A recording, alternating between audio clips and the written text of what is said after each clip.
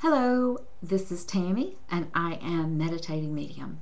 I'm going to speak with you a little bit further about my last video about fear. I want to go a little bit deeper than I did before because two of you have actually written me at my email address telling me about the breakthroughs that happened to you because of you viewing the video. One of you was actually able to be brave enough to decide that she was deserving of taking a yoga training and to becoming a yoga teacher. A beautiful soul, beautiful email, beautiful account or testimony of what's going on in her life. And then the other one was someone who was having a medical condition that she had been dealing with for over a year. She was scared to death to go to the doctor. She had been getting all kinds of threats. They were telling her things that nobody would want to hear, and she was afraid to go back to actually find out the truth about what was going on in her body. Once she saw the video, she gave an account to me through my email address, which is, let me give you that first. My email address is transformingsspacesllc@gmail.com. Again, that's transformingsspacesllc@gmail.com. And she wrote me an account of how what she did was to look at the fear of going back to the physicians and finding out what was actually going on in her medically. She pictured it in front of her, looked at the fear of what she was afraid she was going to hear from the physicians, put it on the floor and stomped it out. That is a really good illustration, and I appreciate so much her sharing this with me because she made an appointment that very next morning. She saw it on an evening, made an appointment the very next morning to go to the doctors, and guess what? The issue that she thought she had is gone, and today she found out that she is off the prescription medication. So that is fabulous. Sometimes the things that happen to us are based on fears. I want to tell you something that happened to me about 4 weeks ago, but in order to do that, I've got to go back a little bit. I was single for 8 years, and during the process of first being divorced, I started to realize one day, nothing breaks anymore. My car works, my washing machine works, my dryer works, my garbage disposal works, everything works. There had to be something that was involved in the desires or the fears or whatever was going on with the man that I was married to and where I was in that position. That's when I think I first figured out that the laws of attraction were real, not knowing that they were called the laws of attraction. I just knew that I understood at that moment that because of the fact that none of the things that used to happen to me were actually happening, I understood on a very clear level that this was something different and that I wasn't actually attracting that anymore. So I then set aside that I wanted to buy a place for me to live. I did not accept alimony when I got divorced because I did not want anybody taking credit for any successes that happened in my life or anything that I ended up doing. I wanted the pressure as well of seeing if I could do it myself. I knew that I was either going to be homeless or I was going to make it. And I didn't want anybody else to say I contributed in any way.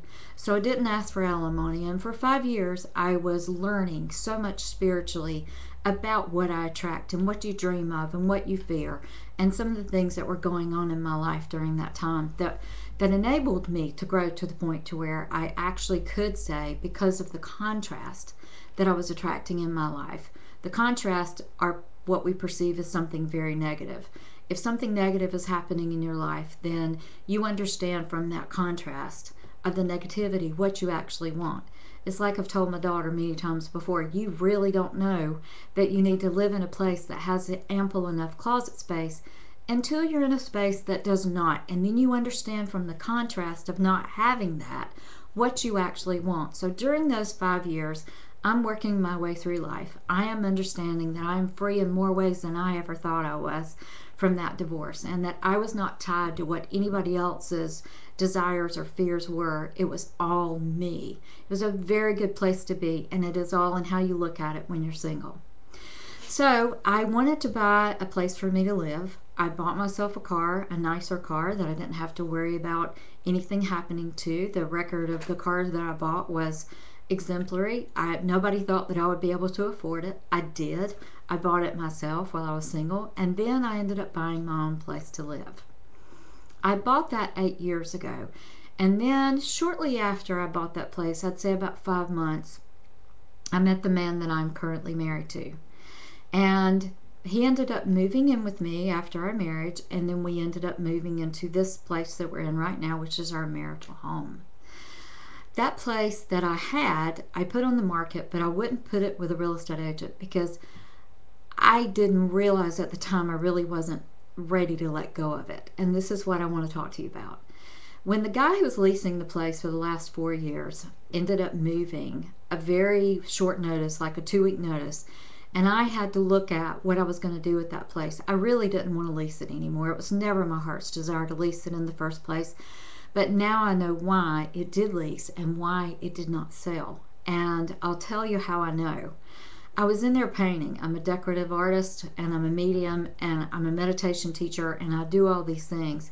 And so I was convinced that if I would get myself into this townhouse and I would start actually doing the painting and sending good energy to the new person that might actually walk in this place and feel the same way that I did about it the moment that I walked in, that it would be theirs.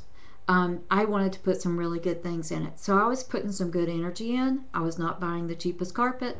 I was not buying the cheapest paint. I was doing the right thing. And I was involved intricately in painting the colors. I chose everything myself. I enjoy doing that anyway, as a rule. I was in the bathroom downstairs, in the shower, up against the ceiling and painting right up against the ceiling, the little wall paint, and all of a sudden I heard, Tammy, in order for us to sell this place, you've asked us to sell it. We're your spiritual team. You've asked to sell it. You got to let go. I want you to know I started crying because I did not realize that all of these years I have been holding on to it. And I started to cry and I went, really? I'm holding on to it? And I heard, yes, and it is very much like the clothes in your closet, that once you let them go, you felt free. Do you not know that we're going to take care of you? Do you not trust and believe that you don't need this place to fall back on, that nothing is going to happen that we and you cannot take care of? And I want you to know, sitting on the ladder, I'm going to start getting emotional. I opened my arms and I said, take it. I don't need it anymore. I don't need to hold on to this anymore. That is a really good example of what fear we have sometimes in our lives that we don't even know that is a fear. And I think the basics of most of our fear is about rejection, or about not feeling loved, or not feeling good enough, or not feeling like we deserve something. Or in my case, that was a long-term thing that I'd been holding on for 4 years that I didn't even know I had. And since I'm talking to you about your fears, I'm going to have to be honest with you as I do these videos and tell you about mine and then how I work through them. I simply let go.